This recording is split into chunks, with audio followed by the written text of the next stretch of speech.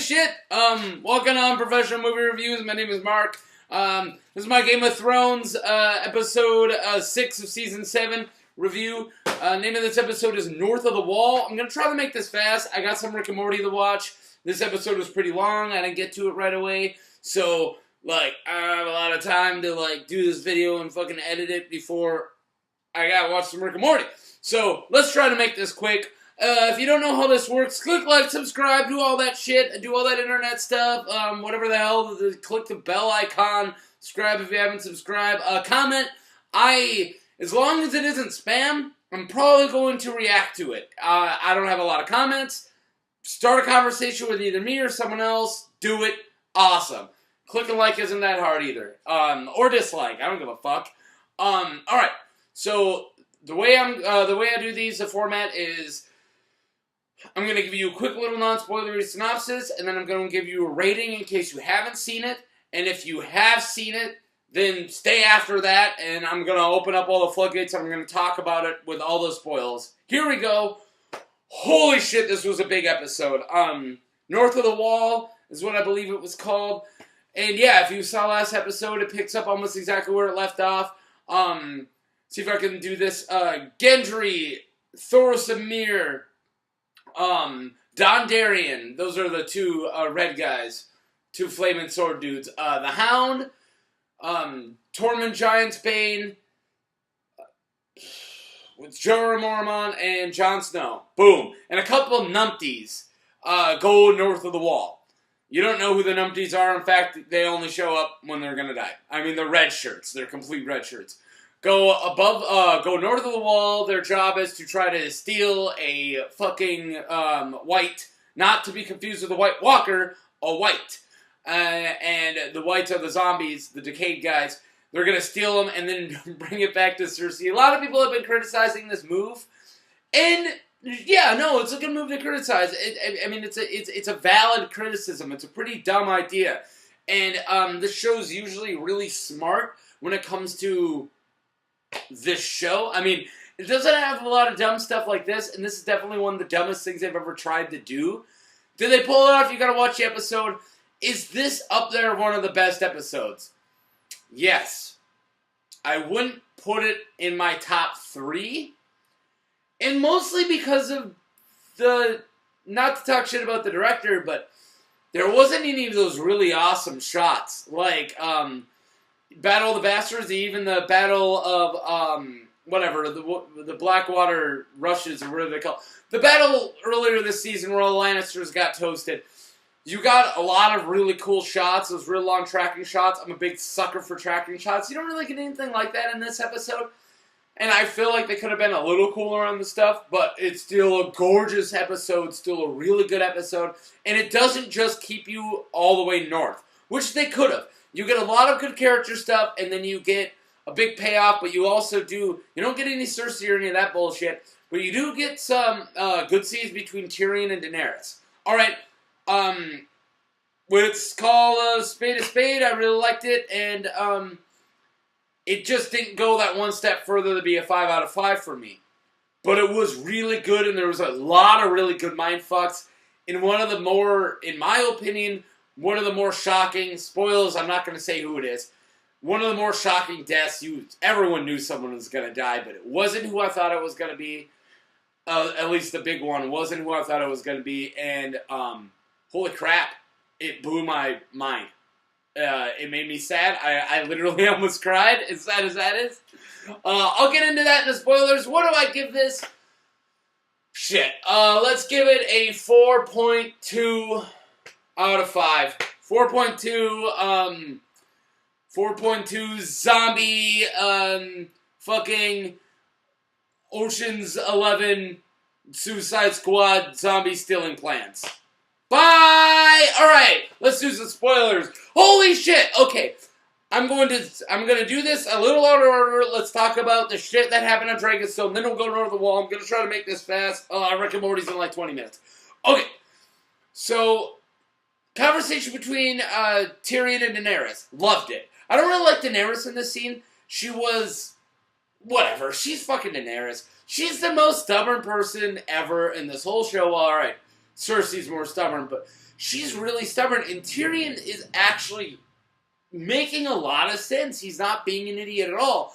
And he's like, this is some solid counsel. And she's like, fire and blood. Bleh.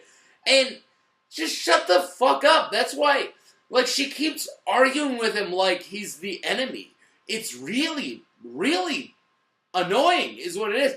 He's like, here's some solid counsel. And she's like, oh, sure you're not just working with your siblings? Are you fucking kidding me? Are we not over that? Like, are we not past you, throwing his name at him? Like, you're the daughter of the fucking Mad King, okay? Glassstones, fucking stone houses, you know what I meant. Like, calm yourself. You're the pot calling the kettle, the Mad Queen here. You cannot judge people for their families. Okay, so if she would just shut up and listen to Tyrion, because Tyrion's actually making a lot of sense. Anyways, she was annoying me. Okay, moving on. Going over to the wall. I love the beginning of this episode. Loved the talking.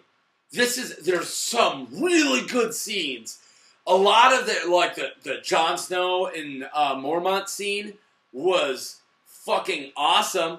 The Hound is, like, when they were talking, but let's just jump into the Hound. The Hound has some of the best goddamn lines ever in this. Like, when he's talking about the Lord of Light, I might get it wrong because I only seen it the once, but when he's like, well, I met a lot of lords, they're all cunts. Lord of Light's probably a cunt too. Oh! Vintage Hound! The scene between the Hound and Tormund Giantsbane is one of the best scenes ever. Ever. In the whole show. One of the best dialogues ever. Fucking amazing. That was the shit. Okay. Any other good stuff? Thank God Gendry didn't, stick around. He was the only guy I didn't care who was up there. I just didn't care. I just didn't care that he was there. And the biggest contribution he made, besides running and telling them to send a Raven. By the way, fastest Raven ever. That thing fucking flew halfway across the map in, a night? Yeah, a night. Literally in one night. It just, woo! It fucking hit Finding Nemo, where the fucking sea turtles hit those underwater currents. It hit a above ground air current and just woo! Flew right to Dragonstone. And the dragons hit the same one coming back. It was a minute. They were like, you wanna go? Woo! Anyways, where was I? Yeah, Gendry, who cares? The biggest contribution he had, besides going and sending that Raven, was handing his hammer off to, I believe Tormund Giantsbane grabbed it, but it ended up in the hands of the Hound. That's great. So let's talk about the deaths. First one to drop was Thoros and Mir. Heal her down! Heal her down! Fuck! Out of mana! I've been making the joke all week that this is the greatest D&D group of all time. And guess what? Their cleric, that's what Thoros and Mir is, by the way. If you ever played D&D, he's a cleric of the Lord of Light. The Lord of Light cleric drops first. You can't lose your healer. Your healer died right away. They're fucked. What was with those red shirts, by the way? I'm pretty sure those, they only use those extras who died, versus the fucking, zombie polar bear. Yeah, right? That shit was awesome. But that was, right when that thing came out, I was, seeing all these people dying. I'm I didn't know there was any red shirts. That's actually a pretty big problem with this episode, is it didn't actually show me that there was any other people besides them. So then they just started dying, and I was like, was that one of the important people? Who just died? And then I'm like, oh, no, there's all the important people. There's just numpties with them. Oh, okay. Oh, no, I'm fine with numpties. You gotta kill numpties to build the bosses up. You guys know what I'm saying. You have to make them actually scary, and if nobody really drops, they're not going to be scary. But still, at least acknowledge you got the numpties before they start dropping. That's all I'm saying. Anyways, where was I? So Thoros and Mir dropped. It was sad. Dondarrion, literally Dondarrion's died, 7 fucking times or whatever? And Lord of Light threw Thoros, brought him back. If Jon was gonna die, Thoros could probably be the one to bring it back. Really, there's no more red priests with that known to have that power except for Melisandre. They do it in the books, so I don't know if they can do it now. But Don Darien, the other guy with the flaming sword with the eye patch, he got the kiss of life the first time he ever got it, and so he has the fire inside him, or the kiss of fire, whatever it was. Either way, he can kiss somebody and breathe that life, but sacrifice himself. He does it with a character in the books. Not going to spoil it in case you don't know. They never use this character in the show. Or, I mean, they use a character, but not the resurrected one. Whatever. So, can he still do it to, like, resurrect Jon? I don't know. That's a possibility. What do you guys think? Write it down. Okay. Other big death. The biggest death was Cold Hands. No. Who the fuck cares?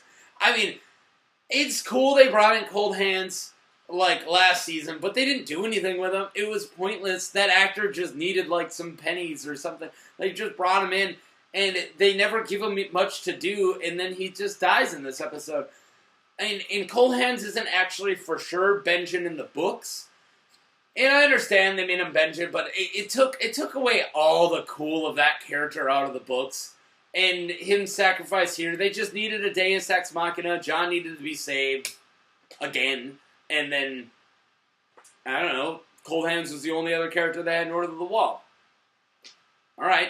I thought that they were going to do something with Bran. Like, Bran, let me check the time. I still got time. Like, Bran, fucking, like, warging into one of the animals. Or, where the fuck was Ghost, by the way? But, yeah, I thought they were going to do something with Bran. Like, Bran was going to warg into a monster or something right next to them and fight alongside them. Thought that would have been cool, but they didn't go that route. I don't know why. So, anyways, the biggest death, and I looked it up, which dragon it was. I'm pretty sure it was Rhaegal, the green dragon. Didn't look like a red dragon, barely looked green, but the colors were kind of moot. But it definitely wasn't Drogon. Drogon's way bigger. Rhaegal's kind of smaller. Holy crap. So, the whole fight scenes, by the way, I'm moving past the fight scenes. There wasn't any really amazing scene, as I already said. They didn't do any really great tracking shots or anything like that. They had a lot of really cool aerial shots. I liked that, but it just didn't push it to 5.5. I mean, 5 out of 5 for me. But, and also, I don't know, Daenerys kind of bugged me too, and a couple other things.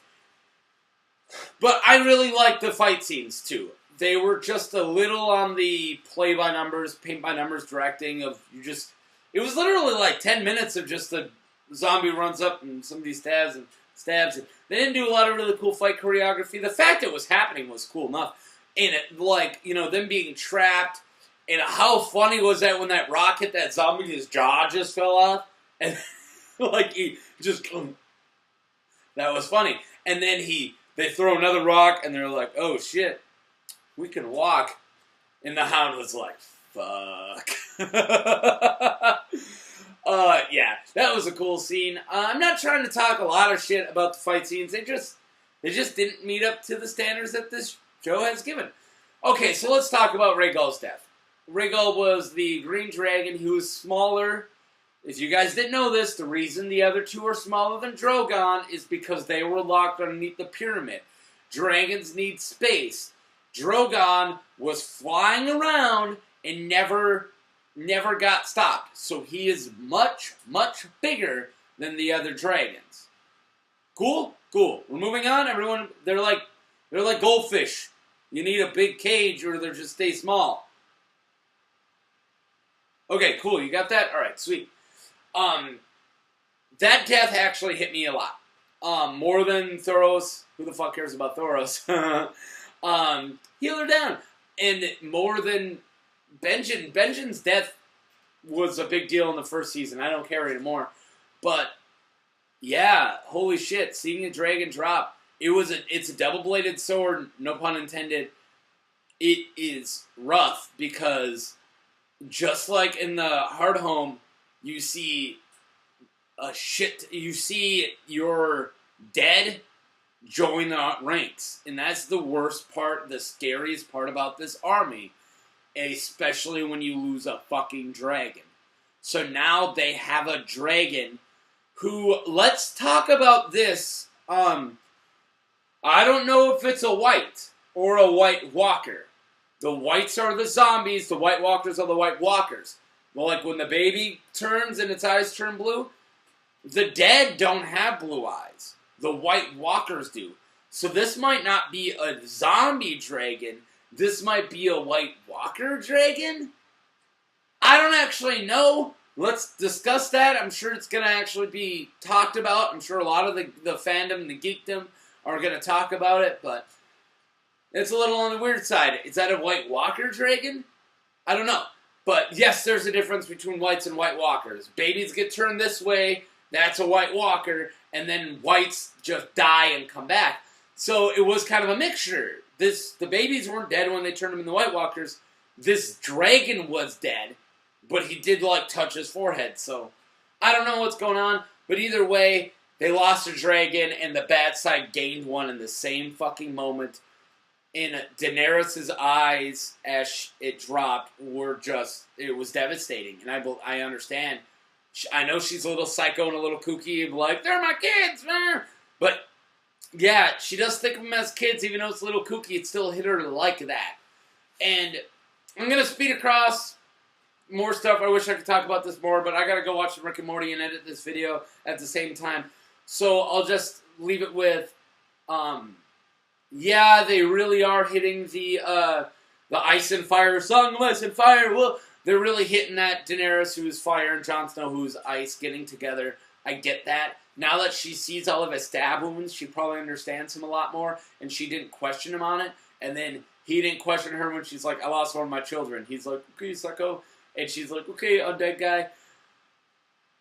Yeah. Also, yeah, I really like that scene that just holds them holding hands, and Tyrion kind of called her out, like, oh, you guys like each other, huh? And she's like, what are you talking about? Huh?